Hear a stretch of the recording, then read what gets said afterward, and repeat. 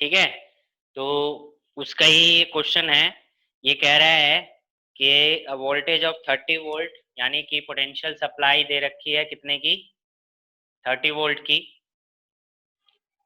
Across a carbon register with first, second and third right rings of blue, black and yellow। यानी कि जो carbon register है उसमें जो कलर दे रखा है वो दे रखा है ब्लू, ब्लैक एंड येलो, ये कलर दे रखा है। ठीक है, ये तीन कलर कार्बन रजिस्टर के दे रखे हैं, ब्लू, ब्लैक एंड येलो, इसी इसी सीक्वेंस में। Calculate the value of current in milli ampere through the resistor. आपको करंट की वैल्यू निकालनी है मिली एम्पियर में, तो ये आपको बताया होगा।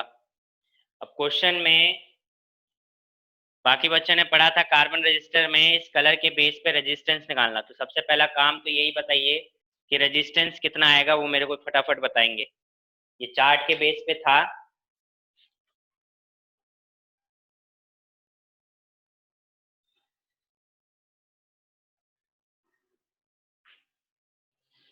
चार्ट के बेस पे बताया था कलर कोडिंग कैसे याद रखना है। बी, बी, रोए, great Britain, very good, wife. और स्टार्ट कैसे होना था, 0 1 2 3 4 5 6 7 8 9, 10⁻0, 10⁻n एंड सो ऑन 10⁻9। ऐसे याद करने के लिए बोला था। जल्दी बताइए क्या आएगा इसका रेजिस्टेंस।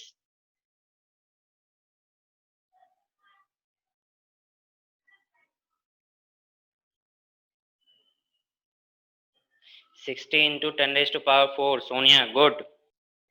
देखिए पहला क्या है, ब्लू, फर्स्ट इज ब्लू, तो ब्लू का कौन सा होता है, ये। ठीक है, तो ये आ गया 6। फिर उसके बाद ब्लैक, ब्लैक क्या होता है, ये 0। फिर उसके बाद आ गया येलो, तो थर्ड में, थर्ड के लिए कर देते हैं मल्टीप्लाई, और थर्ड के लिए यूज करते हैं मल्टीप्लायर। तो थर्ड है येलो, येलो का क्या आएगा, 1 2 10⁻4। तो थर्ड के लिए आ जाएगा आपका 10⁻4। तो ये रेजिस्टेंस आ गया।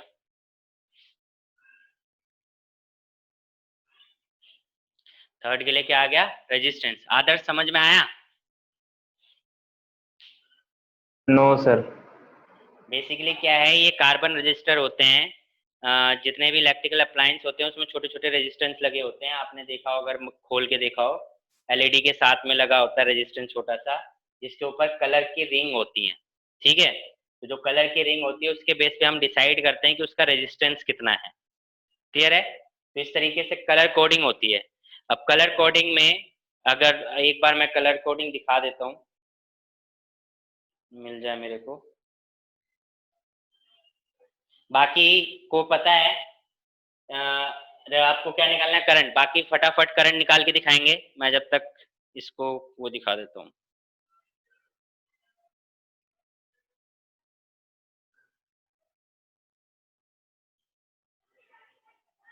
हम्म,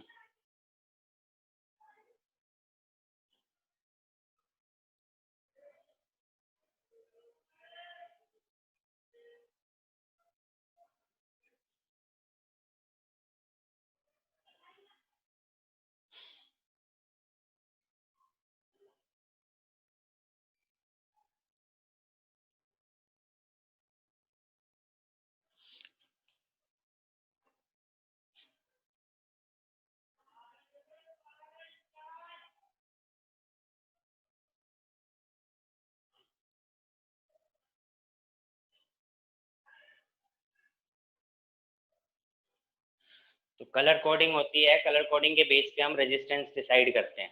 ठीक है, तो आदर्श अभी स्क्रीन पे आएगा तो उसका स्क्रीनशॉट ले लियो तुम। सर लैपटॉप में चला रहा हूँ मैं। हाँ, तो लैपटॉप में स्क्रीन पे आ जाएगा, टेंशन क्यों ले रहा है। अच्छा, स्क्रीनशॉट नहीं लेने लैपी में स्क्रीनशॉट लेने नहीं आता। हाँ सर, नहीं आता मेरे को। आसपास कोई मोबाइल होगा उससे खींच लियो, फोटो खींच लियो। ठीक है सर। बाकियों का आंसर आया?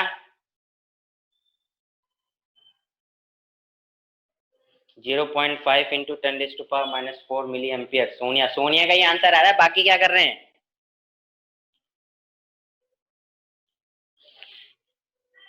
सोनिया थोड़ा सा गलत है, 10⁻⁻ में कुछ गलती कर रहे हो आप।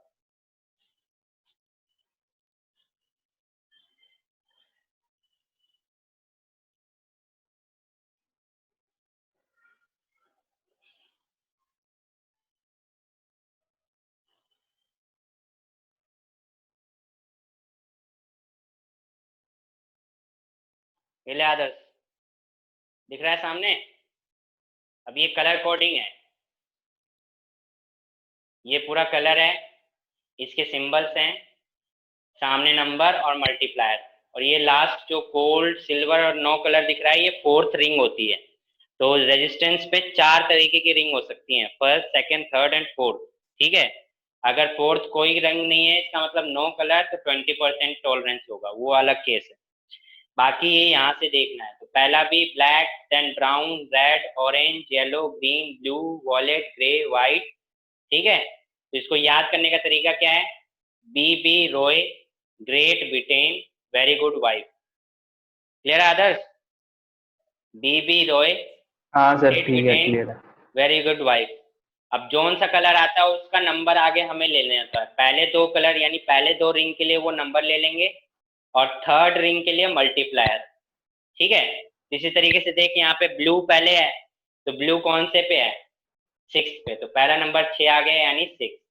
फिर उसके बाद ब्लैक है, तो ब्लैक का क्या नंबर है? 0, तो आ गया 0, तो पहले 2 रिंग का क्या आ गया? 60। थर्ड रिंग के लिए मल्टीप्लायर यूज करेंगे, तो येलो है, तो येलो का मल्टीप्लायर क्या है? 10⁻⁴, तो इंटू 10⁻⁴ ओम आ गया। ठीक है, फोर्थ रिंग के बारे में कोई इंफॉर्मेशन नहीं दी है, इसलिए हम 5%, 10%, 20% यूज नहीं करेंगे। ठीक है, तो ठीक अगर है सर। ये फोर्थ रिंग के इंफॉर्मेशन दिया होगा तो हम इसको यूज करेंगे। फोटो खींच ली इसकी? हाँ सर, खींच ली। ओके, तो इस तरीके से निकालना था। अब जरा देखिए, तो आपका रेजिस्टेंस कितना आ गया? रेजिस्टेंस आ गया 60 इंटू 10⁻⁻⁴ ओम। वोल्टेज कितना दे रखा है? 30 वोल्ट। करंट निकालना है, तो I इज इक्वल टू क्या हो जाएगा? V by R. तो V बाय आर, V कितना है? 30, R कितना है? 60 इंटू 10⁻⁻⁴। -4 ऊपर जाएगा तो क्या चला जाएगा? माइनस की जगह +4। ठीक है, माइनस की जगह +4। ये हो गया 2 टाइम्स 1/2, यानी कि, अच्छा ये +4 है ना, तो ऊपर -4 होगा, तो 0.5 इंटू 10⁻⁻⁴ एम्पियर आ रहा है। क्लियर है? 0.5 इंटू 10⁻⁻⁴ एम्पियर। अब इसको मिली एम्पियर में कन्वर्ट करना है, तो मिली में कितने होते हैं? 10⁻³ तो इसको -3 कैसे करोगे? 0.5 इंटू 10⁻⁻1 इंटू 10⁻³ एम्पियर। -3 क्या हो गया? Milli ampere. और 10⁻⁻1 का मतलब क्या है कि इसको एक डेसिमल और दे देना, यानी 0.05 इन मिली एम्पियर। तो ये आ गया करंट। सभी को क्लियर है? सोनिया, गलती पता चली? कहाँ गलती कर रहे थे आप?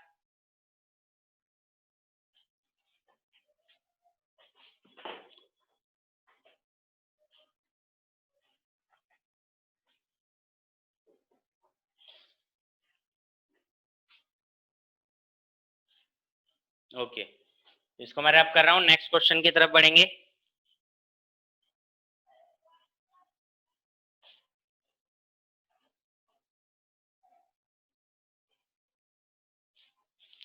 नेक्स्ट क्वेश्चन क्या कह रहा है? The sequence of colour bands in 2 carbon resistors R1 and R2, यानी कि 2 कार्बन रजिस्टर्स दे रखे हैं R1 एंड R2। ठीक है, उनके कलर सीक्वेंस दे रखे हैं। ब्राउन पहले वाले का है brown, blue green, brown blue green, sorry brown green blue है, ब्राउन ग्रीन ब्लू। और सेकंड वाले का है orange black green, orange black green. ये सीक्वेंस दे रखा है कलर का। Find the ratio of their resistance, इनके रेजिस्टेंस का रेशियो निकालना है।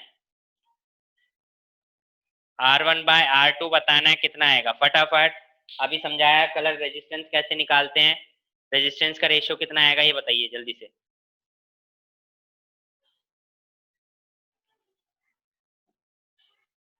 सर रेजिस्टेंस निकालने के लिए मतलब वैसे कलर के हिसाब से पहले 2 डिजिट मल्टीप्लाई करते हैं, फिर तीसरे के लिए मल्टीप्लायर लगाते हैं। हाँ हाँ, तो सर पहले का क्या है, 15 × 10⁶ है।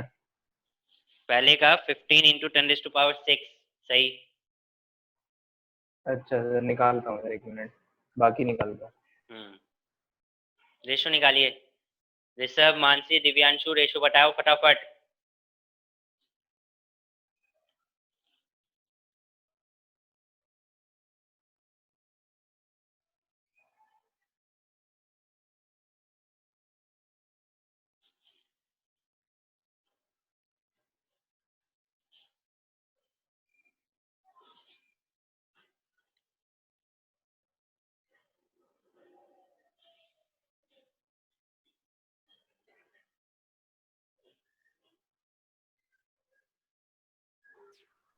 सर 5:1 आ रहा है क्या? 5:1। सौम्या रावत 5:1। ओके। निशु 5:1। सोनिया ठीक है, करेक्ट। 5:1 आएगा। देखिए कैसे, ब्राउन ग्रीन ब्लू। तो पहले वाले का ब्राउन, ब्राउन कौन सा होता है 1, ग्रीन कौन सा है, ग्रीन है आपका 5। तो R1 तो बन गया आपका 15 इंटू में ब्लू, ब्लू कौन सा गया 10⁶, ये 10⁶। इसी तरीके से ऑरेंज, ऑरेंज यानी 3, ब्लैक यानी 0 इंटू में ग्रीन, ग्रीन यानी 10⁵। ये रेजिस्टेंस आ गया। रेशो निकालना है तो क्या कर दोगे, 15 × 10⁶ अपॉन में 30 × 10⁵। तो 15 टू टाइम्स तो 0.5 और ऊपर क्या बच गया 10, ये आ गया 5:1।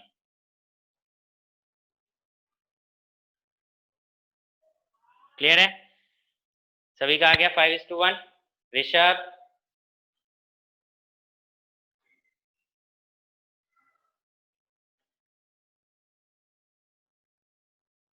Divyanshu,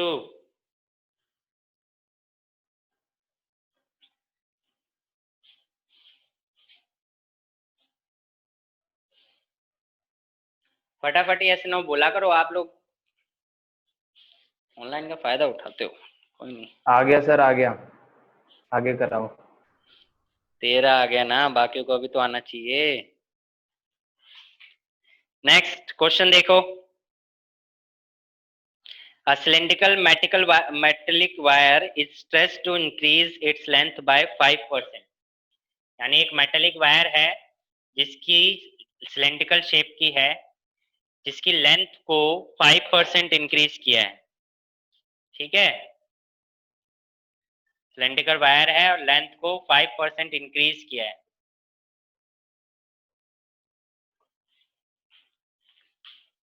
length by 5%, calculate the percentage change its resistance. Resistance में परसेंटेज चेंज कितना आएगा। अगर एक सिलेंड्रिकल शेप की वायर है जिसकी लेंथ में 5% इंक्रीज किया है तो उसके रेजिस्टेंस में कितना परसेंट चेंज आएगा, ये कैलकुलेट करना है आपको।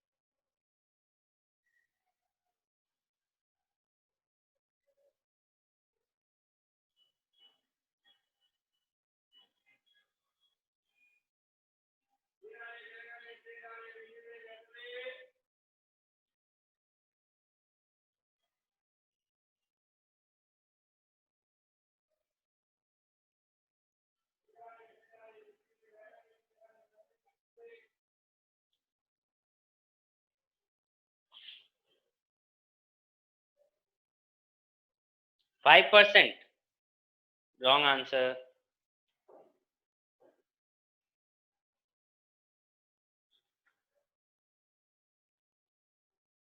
हाँ जी ऋषभ जी बोलिए।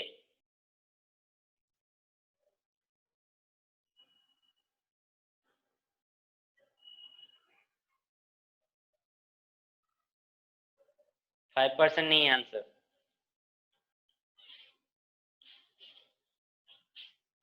ध्यान रखना, जो 5% इंक्रीज किया है ये बाय स्ट्रेचिंग किया गया है, स्ट्रेच किया गया है वायर को। A cylindrical metal wire is stretched to increase its length by 5%। और स्ट्रेच का केस मैंने समझाया था आपको, स्ट्रेच का केस मैंने आपको समझाया था। अगर स्ट्रेच में लेंथ डबल होती है तो एरिया उतना ही टाइम्स डिक्रीज होती है, यानी a/2 हो जाएगी। अगर लेंथ 3 टाइम्स होती है तो एरिया उतने ही टाइम्स डिक्रीज हो जाएगी। Mansi 10%, good, 10% answer.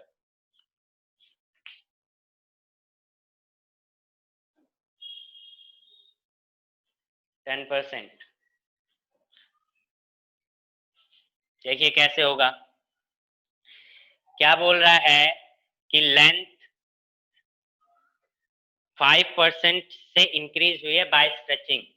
तो यानी कि जो नई लेंथ होगी, यानी पहले जो ओरिजिनल लेंथ थी, सॉल्यूशन देखो इसका, जो ओरिजिनल लेंथ होगी इसकी वो कितनी होगी। मान लीजिए ओरिजिनल लेंथ इसकी क्या है, एल है, ठीक है। और इंक्रीज फाइनल लेंथ आई है वो 5% से इंक्रीज हुई है, इसका मतलब इसमें 5% इसका और ऐड हुआ है ना। तो जो फाइनल लेंथ होगी एल डैश वो क्या होगा, वो होगा एल प्लस 5% ऑफ एल, है ना, 5% ऑफ एल। तो अगर इसको आप देखोगे तो ये एल और ये एल, इसमें क्या फर्क हुआ, इसको अगर आप सॉल्व करोगे एल को कॉमन लोगे तो ये हो जाएगा 1 प्लस 5% को हम लिख सकते हैं 5/100, और इसको अगर आप सॉल्व करोगे तो ये आएगा 105%, 105%, ठीक है। अब अगर वही बात है कि अगर लेंथ इतनी परसेंट इंक्रीज हुई है तो एरिया इतना ही परसेंट क्या होगा, डिक्रीज होगा। ये मैंने आपको समझाया है, ये तो आपने रटा हुआ है। कॉन्सेप्ट क्या है इसका पीछे, इसका पीछे कॉन्सेप्ट ये है कि अगर आप वायर को स्ट्रेच करते हो तो उसके वॉल्यूम में कोई चेंज नहीं आता है ना। बस क्या होता है कि लेंथ इंक्रीज हो गई है तो वॉल्यूम चेंज नहीं आएगा, तो उसकी वजह से एरिया में भी तो चेंज होना चाहिए, यानी कि जो एरिया पहले था, वॉल्यूम पहले था, वही वॉल्यूम अब होना चाहिए, ठीक है। यानी a into L is equal to A dash L dash. अब एल डैश चेंज हो गया तो ए डैश के हिसाब से ये चीजें चेंज हो जाएगी, ठीक है। अब आप देखोगे तो एरिया क्या हो गया, एल डैश किसके बराबर है, 105% के बराबर, एल से एल गया तो कितना हो गया, a/105%। तो मैं इसीलिए बोलता हूँ कि लेंथ जितने टाइम्स इंक्रीज होती है उतने ही टाइम्स एरिया डिक्रीज हो जाती है, अगर स्ट्रेच का केस है, ठीक है। तो जो फाइनल एरिया होगा वो क्या होगा, ए डैश, वो होगा ओरिजिनल के 105% डिवाइड में, ठीक है। नया रेजिस्टेंस, रेजिस्टेंस बोल रहा है कितना निकालना है, तो रेजिस्टेंस अगर आप देखो तो आर डैश इक्वल टू होगा rho L dash by A dash.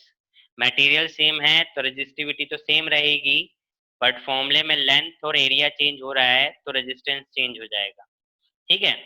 तो रो एल डैश की वैल्यू डालते हैं 105% एल अपॉन में ए डैश की वैल्यू डालते हैं, तो ए जो होगा वो क्या हो जाएगा,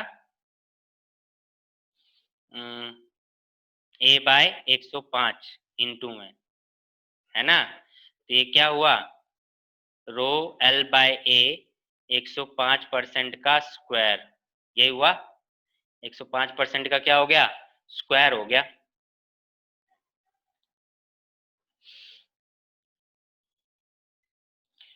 और ये किसके बराबर है, आर के, रो एल बाय ए यानी ओरिजिनल रेजिस्टेंस, तो 105% का स्क्वायर, ठीक है, 105% का स्क्वायर आ गया। अब आप देखोगे जब इसका अभी आपसे पूछा क्या है, उसने पूछा है चेंज। उसने क्या पूछा है? चेंज पूछा है।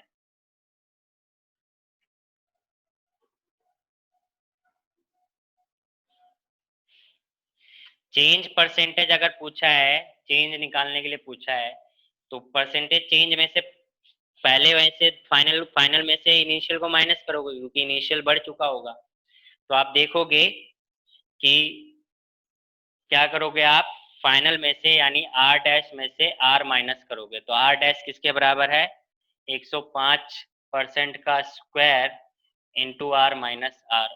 इसको जब आप सॉल्व करोगे तो ये जो आर आएगा ये अप्रोक्सीमेटली आएगा, ये एग्जैक्टली नहीं आएगा, अप्रोक्सीमेटली 110% आएगा।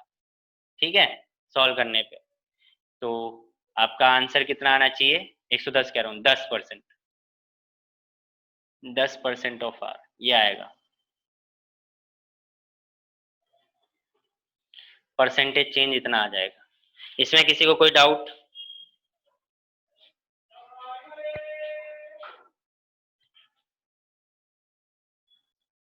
क्लियर हुआ सभी को?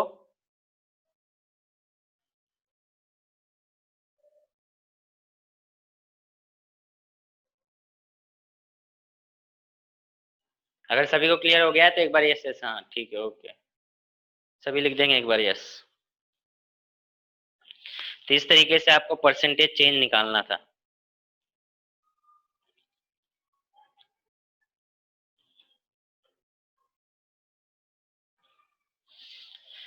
ये तो मैंने स्टार्टिंग में ही परसेंटेज वैल्यू लेके चला हूं, ठीक है। ये ध्यान रखना है, परसेंटेज चेंज निकालना है, माइनस अपॉन में आर भी आएगा, ध्यान रखना इसको जब, क्योंकि देखो परसेंटेज चेंज ये मैंने डायरेक्ट लिख दिया 10% ऑफ आर। सिर्फ अगर परसेंटेज चेंज निकालते तो उसका फॉर्मूला क्या होता है परसेंटेज चेंज का, ये याद रखो। परसेंटेज चेंज का फॉर्मूला होता है फाइनल माइनस इनिशियल अपॉन में initial into 100। Final minus initial upon में इनिशियल इंटू में 100। ठीक है, फाइनल माइनस इनिशियल अपॉन में इनिशियल इंटू 100, अगर सिर्फ परसेंटेज चेंज निकालना चाहो तो। इसको सॉल्व करोगे तो आपका 10% आएगा।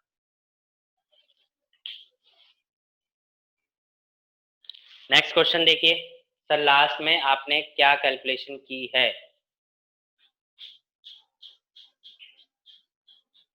यहाँ पे निशु फाइनल माइनस इनिशियल किया है? Yes sir. नहीं आया समझ में? No sir. आप देखो फाइनल वैल्यू क्या है आपकी, 105% का स्क्वायर आया है ना, ऑफ इंटू आर। आपको परसेंटेज चेंज निकालना है। देखो जब भी हमें कोई चेंज निकालना होता है परसेंटेज का, तो हम इनिशियल वैल्यू को 100% मान के चलते हैं। ठीक है, इनिशियल वैल्यू को क्या मान के चलते हैं? 100% मान के चलते हैं। और ये जो वैल्यू हमने निकाली है तो फाइनल वैल्यू आई है। इनिशियल वैल्यू कितनी थी? आर। इनिशियल रेजिस्टेंस कितना था? आर। और फाइनल रेजिस्टेंस कितना है? 105% स्क्वायर ऑफ आर। आपसे बोला है चेंज निकालने के लिए, है ना। आपसे क्या बोला है? चेंज निकालने के लिए। तो चेंज निकालने के लिए हमने क्या करा है, इसको फाइनल में से इनिशियल को माइनस कर दिया। मतलब जो ये वैल्यू आई है इसको 105 का स्क्वायर आप निकालोगे और उसमें से आर को माइनस करोगे, तो वो आपका अप्रोक्सीमेटली 10% ऑफ आर आना चाहिए। पूरा कैलकुलेट करके बताऊं? Yes sir. अच्छा,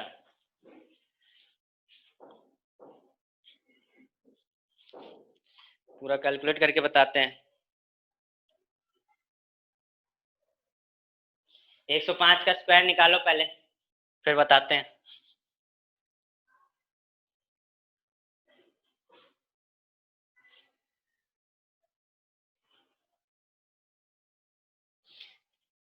बाकी बच्चों को समझ में आ गया तो इसको करते हैं, एक साथ साथ करते रहेंगे। एक नेक्स्ट क्वेश्चन करिए।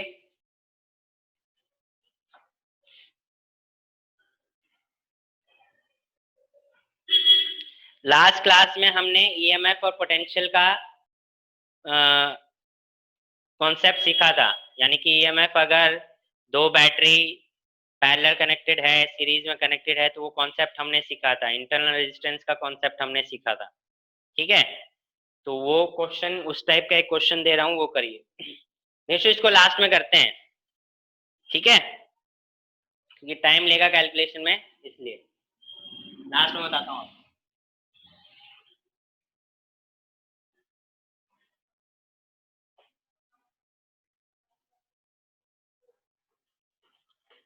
क्वेश्चन कह रहा है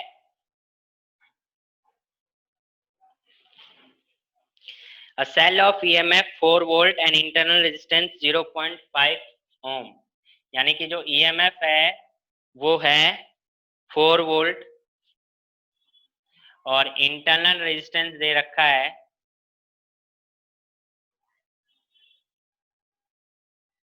0.5 ओम, ठीक है। Is connected across a lot of resistance 7.5 ohm, first point. Second point 11.5 ohm. Calculate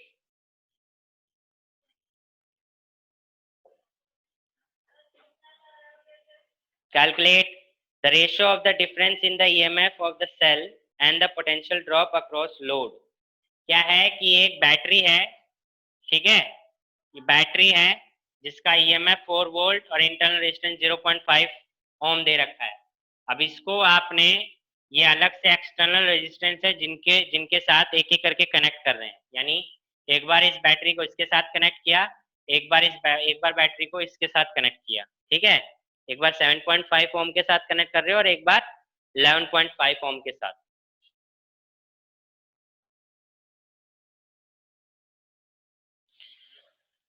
तो कह रहा है कि पहला पॉइंट बोल रहा है the ratio of the difference in the EMF of the cell, ratio of the difference in the EMF of the cell and the potential drop across load, यानी कि आपको ईएमएफ, यानी जब इन दोनों केस में करोगे तो ईएमएफ में क्या डिफरेंस है और पोटेंशियल का जो डिफरेंस आएगा उसका रेशियो निकालना है आपको। क्वेश्चन समझ में आ रहा है?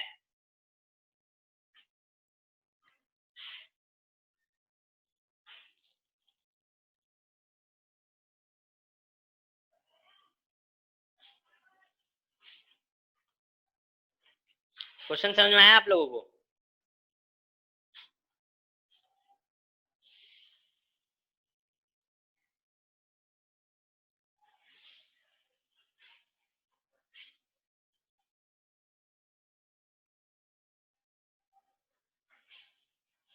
कोई तो बोलो।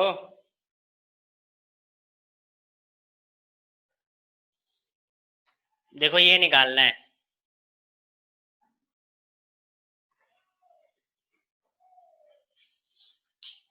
देखो जब ईएमएफ का कॉन्सेप्ट पढ़ा था तो ईएमएफ के कॉन्सेप्ट में कुछ फॉर्मूलेज पढ़े थे। V is equal to E minus I R. ये था कि जब आप किसी बैटरी को कनेक्ट करते हो तो V जो बैट पोटेंशियल क्या होगा, इसके अक्रॉस जो V पोटेंशियल होगा वो क्या होगा, वो निकालने का फॉर्मूला था। ईएमएफ आपको पता ही है, I की वैल्यू पता होनी चाहिए और R की वैल्यू पता होनी चाहिए, ठीक है। और I कैसे निकालते थे? I निकालते थे R प्लस R से। समझ में आई बात? तो ये दो बार, एक बार आप 7.5 ओम कनेक्ट करेंगे और एक बार 11.5 कनेक्ट करेंगे और उसके बेस पे क्या करेंगे कि सॉल्व करेंगे। जरा देखो कैसे करेंगे। पहले क्या किया मैंने, यहाँ पे 4 वोल्ट एंड 0.5 ओम का क्या है, रेजिस्टेंस कनेक्टेड है, ठीक है। तो और यहाँ पे 7.5 ओम का क्या कर लिया हमने, रेजिस्ट 7.5 ओम का हमने रेजिस्टेंस कनेक्ट कर लिया। क्लियर है? तो ये चीज समझ में आई। अब इसमें क्या कर देंगे हम निकालते हैं पहले करंट, कि करंट कितना जाएगा। तो करंट निकालने का केस जो है,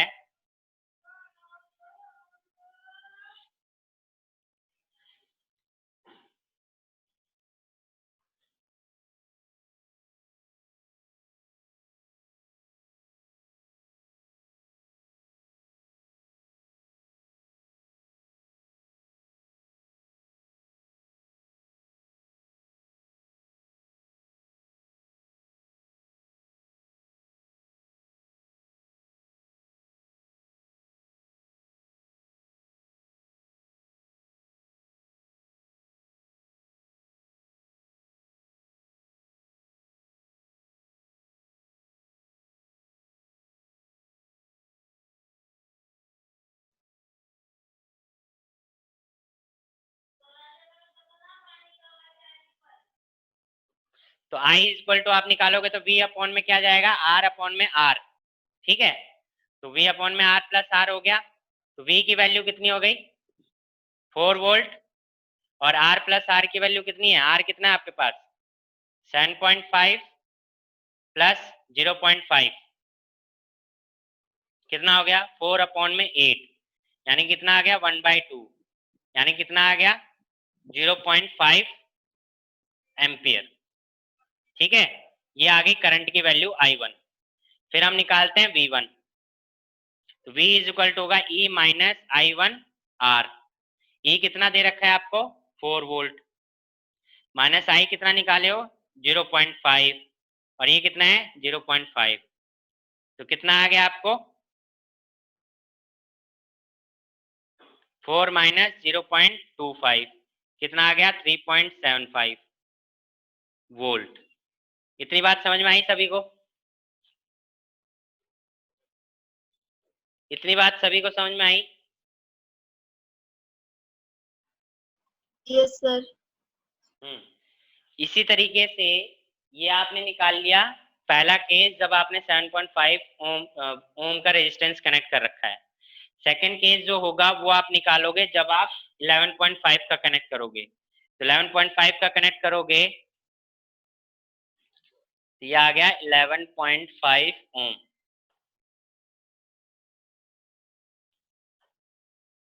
तो सेकंड केस आप निकालोगे तो सेकंड केस में क्या करोगे, सेकंड केस में करोगे आप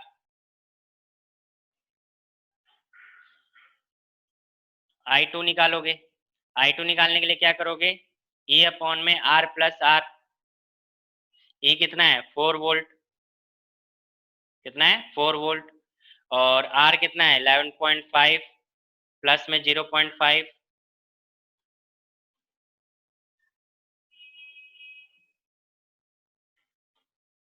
अबे यहाँ से 4 11.5 प्लस 0.5 कितना आ जाएगा 4 अपॉन में 12, यानी 1/3 है ना, 1/3, 1/3 कितना होता है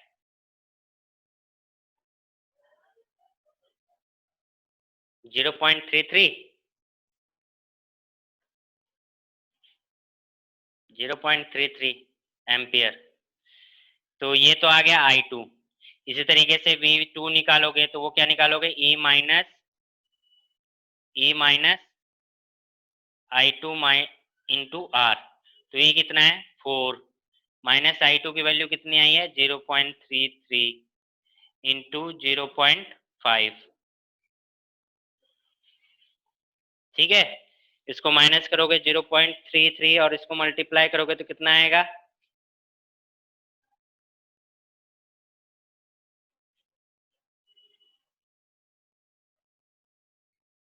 27, तो सॉल्व करके कुछ 3.83 वोल्ट आ जाएगा, ठीक है। ये आ गया V2। अब उसने बोला है फर्स्ट पार्ट, देखो क्या बोला, उसने बोला है the ratio of the difference in the potential difference and EMF, यानी कि रेशो निकालो ईएमएफ का और पोटेंशियल का जो उनका आ रहा है। तो ईएमएफ और पोटेंशियल का जो रेशो अगर हम निकालते हैं तो कितना आता है, पहले केस में ईएमएफ तो 4 वोल्ट ही है, माइनस V1 कितना आया 3.75 अपॉन में दूसरे केस में ईएमएफ तो 4 वोल्ट ही है, माइनस V2 कितना आया है 3.83। इसको सॉल्व कर लोगे आपका आंसर आ जाएगा, ठीक है। सॉल्व करने पे आपका आंसर कुछ आना चाहिए 1.5, यानी कि 3:2, ये आंसर आना चाहिए। यहां तक किसी को कोई डाउट नहीं समझ में आया हो?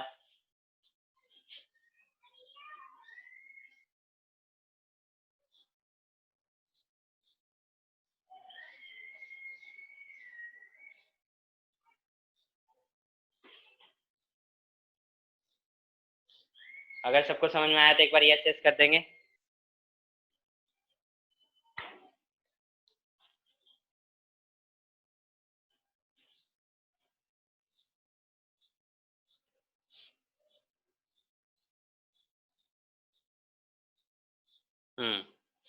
तो ये करना था क्वेश्चन में। इसका सेकंड पार्ट देखो क्या बोल रहा है। सेकंड पार्ट बोल रहा है the ratio of the currents in the two cases, यानी ratio of the current in the two cases. तो करंट आपने निकाला है I1 और I2, तो I1 बाय I2 का रेशियो निकल जाएगा 0.5 अपॉन में 0.33। ठीक है, ये रेशियो आ जाएगा इसका। इजी है।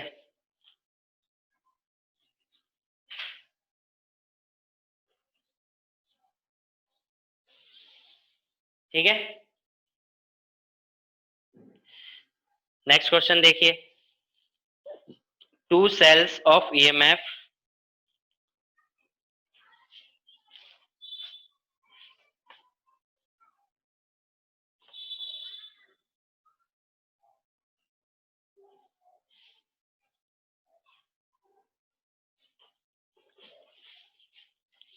ठीक है, दूसरा क्वेश्चन क्या है।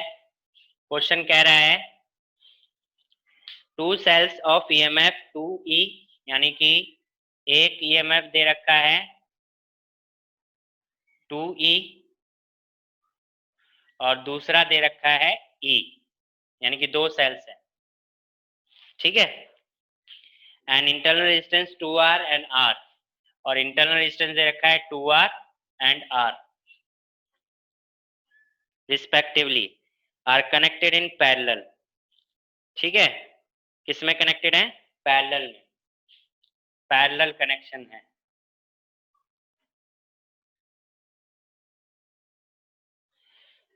तो आपसे बोल रहा है obtain the expression for the equivalent EMF and the internal resistance of the combination. आपसे बोल रहा है equivalent EMF and equivalent resistance दोनों का निकालना है। तो अगर आपको याद हो, जब भी बैटरी का पैरेलल का केस था, यानी कि अगर दो बैटरीज को पैरेलल आपने कनेक्शन कर रखा है, लास्ट क्लास में ही पढ़ा है हमने, और बैटरी का ईएमएफ एंड इंटरनल रेजिस्टेंस आपको गिवन है, तो आपको सिर्फ एक फॉर्मूला याद रखना है, दैट इज मैंने आपको बताया था E इक्विवेलेंट अपॉन में R equivalent is equal to E1 upon में R1 प्लस E2 अपॉन में R2 एंड सो ऑन, जितने भी ईएमएफ उसमें लगे होंगे। ठीक है, अब देखो R इक्विवेलेंट का मतलब है हमें क्या निकालना है, E इक्विवेलेंट और R इक्विवेलेंट। R इक्विवेलेंट मतलब टोटल रेजिस्टेंस। तो रेजिस्टेंस के तो केसेस वही होते हैं जो आपने सीखे हैं। पैरेलल में है तो पैरेलल में रेजिस्टेंस हम कैसे ऐड करते हैं, 1 अपॉन करके। तो यहाँ पे 1 बाय R इक्विवेलेंट निकालना है, तो R इक्विवेलेंट क्या होगा, 1 by 2R plus 1 by R। इसको सॉल्व करोगे तो क्या आ जाएगा, 2R का स्क्वायर R प्लस 2R, तो ये आ जाएगा 3R अपॉन में 2R स्क्वायर, यानी कि एक R से R गया, तो ये आ गया आपका 1 बाय R इक्विवेलेंट। तो R इक्विवेलेंट रेसिप्रोकल करोगे तो कितना आ जाएगा, 2 बाय 3R। ये आया आपका R इक्विवेलेंट। ठीक है, 2 बाय 3R। समझे, इतनी बात क्लियर है। अब देखो E इक्विवेलेंट निकालना है, E इक्विवेलेंट निकालना है तो सब कुछ सही ले जाओ। E1 कितना है आपका, E1 है 2E, R1 कितना है 2R, ठीक है, प्लस E2 कितना है E, R2 कितना है R। ठीक है, और R इक्विवेलेंट को उधर ले गए हो, तो इसको अगर आप सॉल्व करते हो तो क्या आएगा, 2ER प्लस 2ER अपॉन में 2R स्क्वायर। ठीक है, और इनटू में R इक्विवेलेंट की वैल्यू डालोगे तो कितना है ये, 2 बाय 3R। समझ गए, तो 2 से 2 गया, एक R से एक R गया, बचा कितना, 4ER अपॉन में 3R। तो R से R भी चला गया, तो आंसर कितना आ गया, 4 बाय 3E। ये क्या आ गया, E इक्विवेलेंट। समझ गए, तो ये आंसर आ गया। सभी को समझ में आया? समझ में आया तो एक बार यस यस कर देंगे, किसी को डाउट है तो पूछे।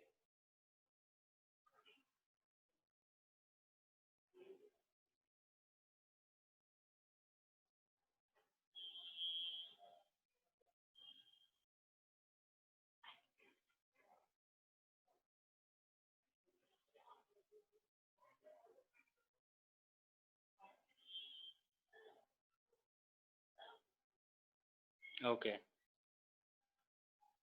ठीक है। आदर्श समझ में आया ये? सर थोड़ा बहुत आया। थोड़ा बहुत आया? थोड़ा बहुत क्या नहीं आया? सर रहने ही दो सर अब आप। लास्ट क्लास जो भेजी थी उसको एक बार देख लियो, उसमें ये सिखाया था, ठीक है? ठीक है सर। हम्म। सर सेकंड चैप्टर भी नहीं किया ना मैंने, सिर्फ फर्स्ट चैप्टर ही किया है। फर्स्ट तो चैप्टर से सीधा थर्ड चैप्टर सेकंड कैसे चैप्टर आएगा से सर? रिलेटेड नहीं है, सेकंड चैप्टर की वीडियोस भेज दूंगा मैं तेरे को, एक बार देख लियो। अगर कोई अच्छा। डाउट हो तो बैकअप क्लास रखी थी मैंने, चैप्टर सेकंड की भी बहुत बैकअप क्लास रखी हैं, बट वही बात है कि तू उस समय पता नहीं कहाँ था। तेरे सर को वीडियो भेज देना सर। हाँ, मैं चैप्टर सेकंड के मैं भेज दूंगा वीडियोस, फिर कोई डाउट हो तो बता दी। ठीक। ठीक है सर। चलिए एक और क्वेश्चन देखिए।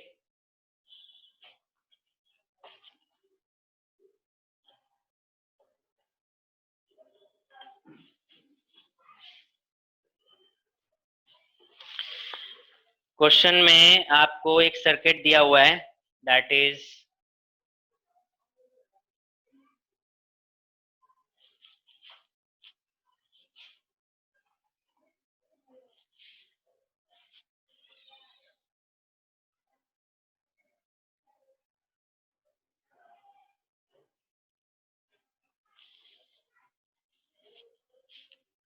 3 ohm, 6 ohm, 4.5 ohm, E1, E2। ये ध्यान रखना, बैटरीज अपोजिट लगी हैं, नेगेटिव से नेगेटिव कनेक्टेड है यहाँ पे। क्या बोल रहा है? Two cells E1 and E2 in the given circuit diagram have an EMF 5 volt and 9 volt. ठीक है, यानी कि जो E1 और E2 है उसका जो पोटेंशियल गिवन है वो क्या दे रखा है? 5 volt and 9 volt. And internal resistance दे रखा है 0.3 एंड 1.2 ओम। E1 है आपका 5 वोल्ट और E2 है 9 वोल्ट। इंटरनल रेजिस्टेंस इनका दे रखा है 0.3 ओम, 0.3 ओम एंड 1.2 ओम, 1.2 ओम। ये वैल्यूज आपको गिवन है। Calculate the value of current flowing through the resistance of 3 ohm, यानी कि 3 ओम में से क्या करंट फ्लो कर रहा है वो बताना है। बताइए।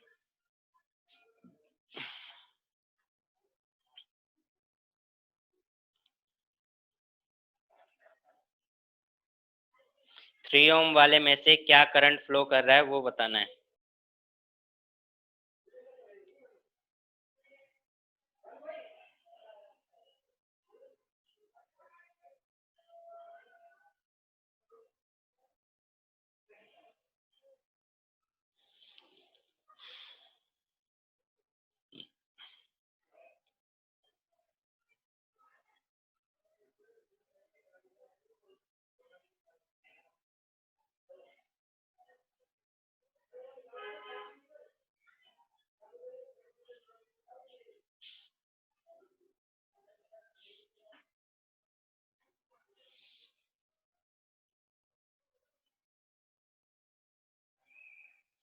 देखो यहाँ पे वही कॉन्सेप्ट है, 10th से जो सीखते आ रहे हो वही कॉन्सेप्ट यहाँ लगाना है कि सीरीज कॉम्बिनेशन, पैरेलल कॉम्बिनेशन, क्या चीज़ सेम रहेगी क्या चीज़ अलग रहेगी, वो चीज़ वाली बात है।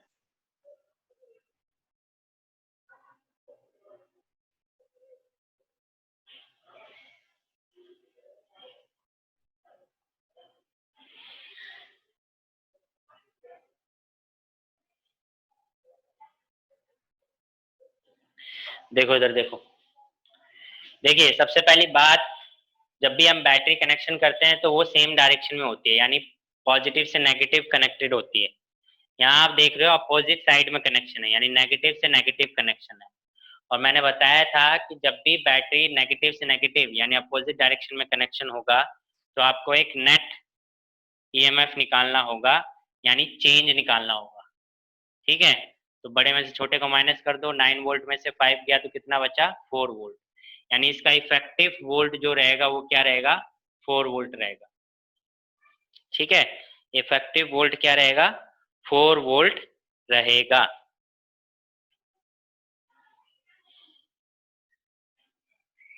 समझ गए?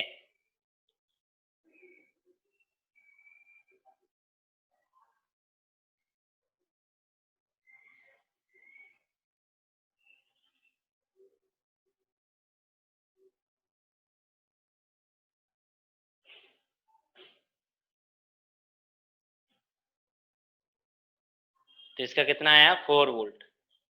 अब हमें बेसिकली क्या करना है कि इसका रेजिस्टेंस, इसके अंदर करंट निकालना है। तो इसके अंदर करंट निकालने के लिए सबसे पहले मेन सर्किट में कितना करंट फ्लो कर रहा है वो पता होना चाहिए। सिंपल सी बात यही है। और कॉन्सेप्ट हम क्या कह सकते हैं कि जैसे ये वाला जो सर्किट है और ये जो रेजिस्टेंस है ये सीरीज में है, यानी कि जो करंट आई फ्लो करेगा वो आई करंट इनको भी मिलेगा और इसको भी मिलेगा। बट फर्क ये है कि ये पैरेलल में है तो आई करंट क्या हो जाएगा, बढ़ जाएगा। क्यों? क्योंकि मैंने बताया कि जो पैरेलल कनेक्शन होता है उसमें अलग अलग करंट जाता है और पोटेंशियल सेम मिलता है, और जब सीरीज होता है तो करंट सेम जाता है, पोटेंशियल अलग अलग होता है। ठीक है, इतनी बात क्लियर है? तो अभी क्या है हमें कि नेट सर्किट में टोटल करंट कितना फ्लो कर रहा है वो हमें निकालना है। तो उसके लिए हम क्या करेंगे, नेट करंट, अब देखो नेट करंट निकालना है तो नेट करंट के लिए नेट पोटेंशियल और नेट रेजिस्टेंस चाहिए। समझ गए बात? तो देखिए नेट पोटेंशियल तो हमें पता चल गया कि कितना है, 4 वोल्ट। और मैंने बताया कि जब भी ईएमएफ निकालते हैं, ईएमएफ वाला केस होगा तो उस केस में अगर आप करंट निकाल रहे हो तो उसके लिए फॉर्मूला क्या यूज होता है, आर प्लस आर, यानी कि जो एक्सटर्नल सर्किट में रेजिस्टेंस है उसका टोटल प्लस में इंटरनल रेजिस्टेंस का टोटल, इसका आप निकालोगे तब जाके आपका करंट निकलेगा। अगर आपको ईएमएफ वाला केस दिया हुआ है, जैसे यहाँ पे बैटरी का ईएमएफ बताया हुआ है, अगर बैटरी का ईएमएफ बताया होता है तो हमें क्या करना होता है कि ये फॉर्मूला अप्लाई करना होता है टोटल करंट निकालने के लिए। ठीक है, ये चीज ध्यान में रखेंगे। तो एक्सटर्नल सर्किट का रेजिस्टेंस अगर देखें तो वो ये है 4.5, 6 और 3। इंटरनल रेजिस्टेंस में देखें तो वो क्या है 0.3 और 1.2 जो इन दोनों का है। ठीक है, तो आप क्या करेंगे कि पहले तो इस पैरेलल वाले को सॉल्व कर लेते हैं। तो अगर मैं आर नेट निकालना चाहता हूं, ठीक है, तो पहले ये पैरेलल वाला सॉल्व कर लेता हूँ। पैरेलल वाला सॉल्व करूंगा तो कैसे आएगा, इसको मैं आर डैश ले लेता हूँ। पैरेलल वाले को सॉल्व करूंगा तो क्या आएगा, 1/6 प्लस 1/3, यानी कि कितना हो गया 6, 1 प्लस 2 यानी 3/6 यानी कि 1/2। ठीक है, कितना हो गया 1/2। तो आर डैश इक्वल टू कितना आ गया 2। समझ गए? अब टोटल आर नेट निकालोगे तो आप देखोगे ये सब सीरीज में है, तो सीरीज का कॉम्बिनेशन निकाल दो, आर डैश प्लस में 4.5 प्लस में 1.2 प्लस में 0.3, तो कितना हो गया 2, और ये हो गया आपका 1.5, तो 1.5 प्लस 4.5 कितना हो गया 6, कितना आ गया 8 ओम। तो ये नेट रेजिस्टेंस आ गया टोटल सर्किट का, यानी पूरे सर्किट में कितना रेजिस्टेंस है वो आपने निकाल लिया। यहाँ तक बात समझ में आई किसी को, कोई डाउट? आपने क्या करा है, सर्किट का टोटल रेजिस्टेंस निकाला है, पहले पैरेलल सॉल्व कर लिया, फिर ये सारे सीरीज में आ गए हैं, इसके अंदर रेजिस्टेंस है ना इंटरनल रेजिस्टेंस, तो ये सभी के आगे सीरीज में, तो सीरीज लगा दिया। सीरीज में सिंपल ऐड कर देते हैं, तो सिंपल ऐड करने के बाद कितना है 8 ओम। आपको क्या निकालना है, करंट निकालना है सर्किट का।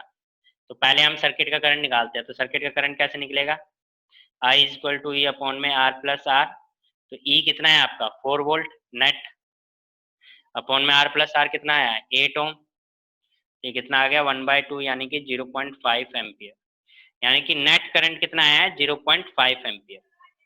ठीक है, अब यहाँ जरा देखो, आपको इसमें करंट की वैल्यू निकालनी है, तो हम लेट कर लेते हैं, let I1 is is flowing through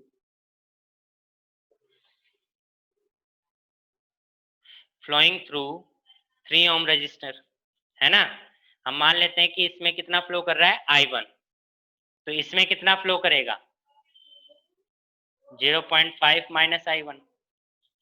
ये कैसे बताया मैंने, देखो इसमें करंट जो मिलना है I की वैल्यू जो आई है वो कितनी आई है 0.5।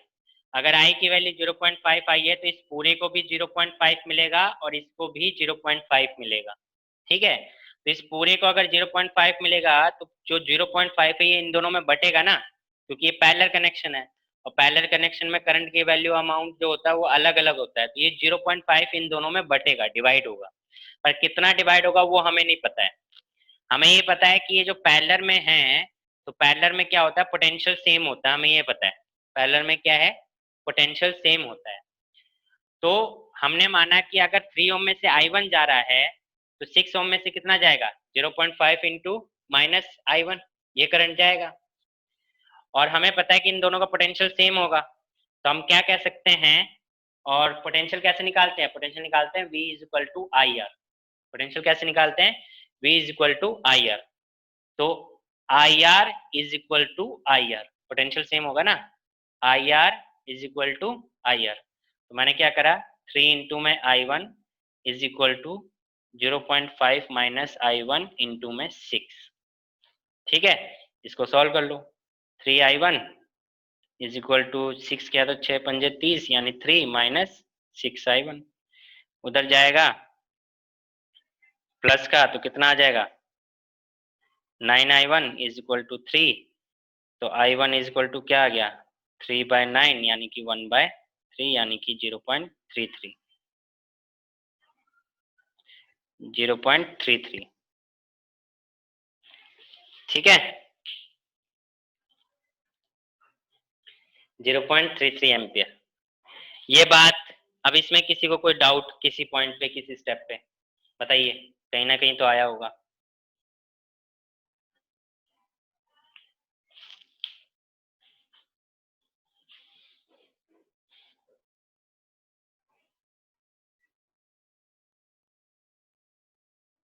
और अगर नहीं है डाउट समझ में आ गया अच्छे से तो एक बार यस यस कर दो ताकि मैं समझ जाऊं कि आपको आ गया समझ में।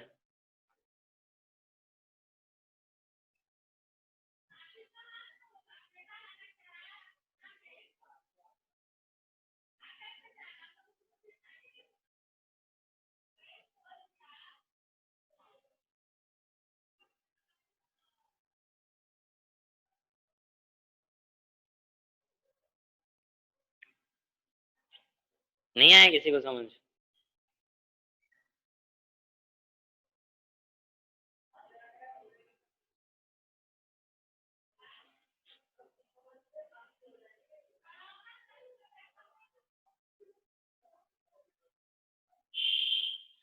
देखो क्या किया है हमने, हमने पहले तो 2 बैटरीज दे रखी हैं जो कि अपोजिट डायरेक्शन में है, तो हमने नेट निकाला, तो नेट निकालेंगे क्या करेंगे माइनस, माइनस करके 4 वोल्ट आ गया। फिर हमें निकालना है सर्किट में करंट, टोटल करंट, तो उसके लिए टोटल रेजिस्टेंस चाहिए होगा, टोटल वोल्ट हमें पता है। तो टोटल रेजिस्टेंस निकालने के लिए पहले पैरेलल सॉल्व किया, फिर सभी को सीरीज में है तो सबका सीरीज सॉल्व किया तो 8 ओम आ गया, ठीक है। उसके बाद हमने क्या किया टोटल करंट निकाला, तो टोटल करंट कितना आया 0.5। अब टोटल करंट इसको भी पूरा मिलेगा और इसको भी पूरा मिलेगा, यानी कि 0.5 इसको भी मिलेगा और इसको भी मिलेगा, तो इसकी तो बात करनी नहीं है, हमें बात इसकी करनी है। अब ये है पैरेलल में, तो ये 0.5 तो टोटल इसको पूरा मिल रहा है ना, पर ये पैरेलल में होने की वजह से 0.5 इन दोनों में डिवाइड होगा। तो हमने क्या कर लिया, मान लिया कि जो 3 ओम को I1 मिल गया और 6 ओम को, अगर इसको I1 मिल रहा है तो बचा हुआ करंट 6 ओम को मिलेगा, है ना। अगर 3 ओम को I1 मिल रहा है तो बचा हुआ करंट किसको मिलेगा 6 ओम को मिलेगा, 6 ओम को मिलेगा, तो इसका मतलब क्या हुआ, इसका मतलब हुआ 0.5 में से I1 माइनस कर दो बचा हुआ करंट, तो ये बचा हुआ करंट आ गया इसके पास। अब इसका पोटेंशियल और इसका पोटेंशियल क्या होगा सेम, तो पोटेंशियल का फॉर्मूला होता है I इंटू में R, तो पोटेंशियल मैंने फॉर्मूला कर दिया I इंटू में R I इंटू में R इक्वल, इक्वल क्यों, पैरेलल कनेक्शन है तो पोटेंशियल सेम होगा, इक्वेट कर दिया और सॉल्व करने के बाद हमारा I1 आ गया। क्लियर है?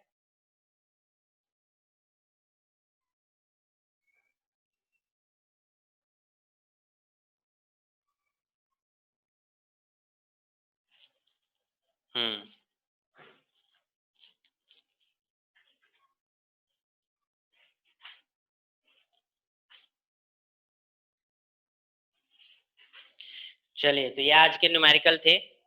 आई होप आप लोगों को समझ में आया होगा, जो नहीं समझ में आया वो पूछ लीजिए। आज इतना ही करते हैं, नेक्स्ट क्लास में फिर टॉपिक डिस्कस करेंगे नेक्स्ट।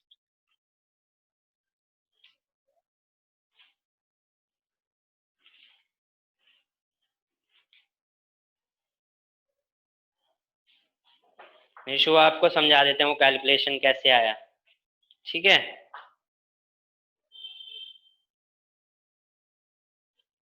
पर इसमें थोड़ा सा कैलकुलेशन पार्ट आप ही को करना पड़ेगा निशु, सॉल्व करना, ठीक है? ट्राई करना, मैं अभी बता देता हूँ कैसे करना है। जैसे कि वो रेजिस्टेंस वाला केस था, इसको मैं रब कर रहा हूँ, आप लोग स्क्रीनशॉट लेना चाहो तो ले लो।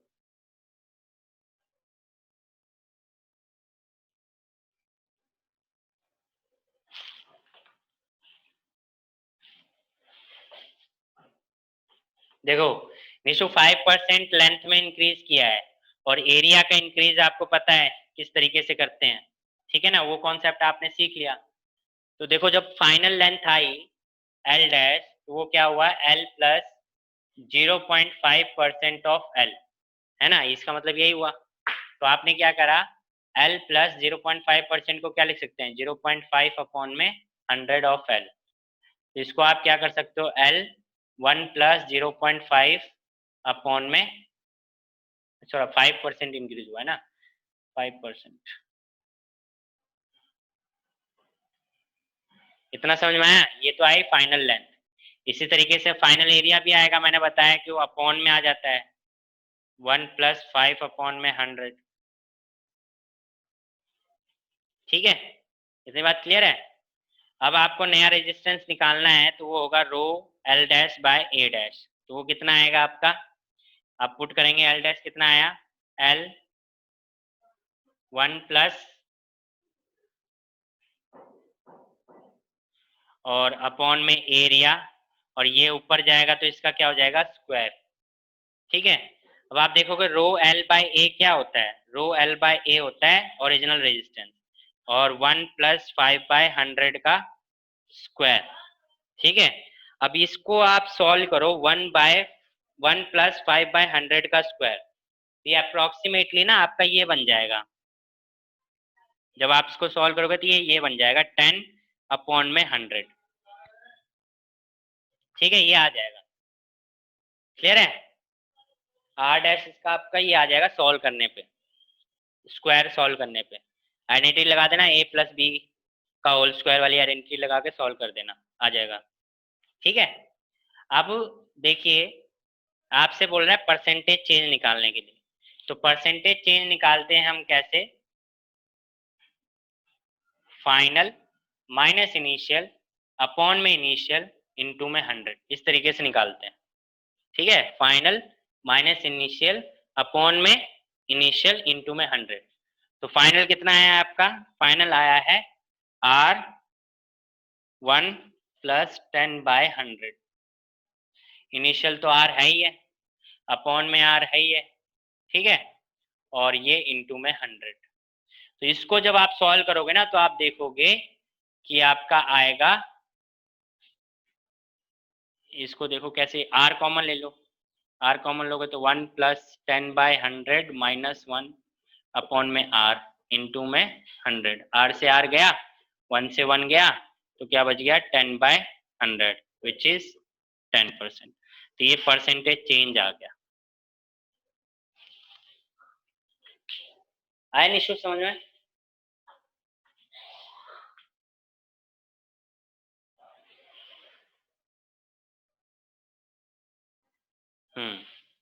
ठीक है, तो इसको आप कर लेंगे, बाकी मिलते हैं नेक्स्ट क्लास में। और कोई डाउट?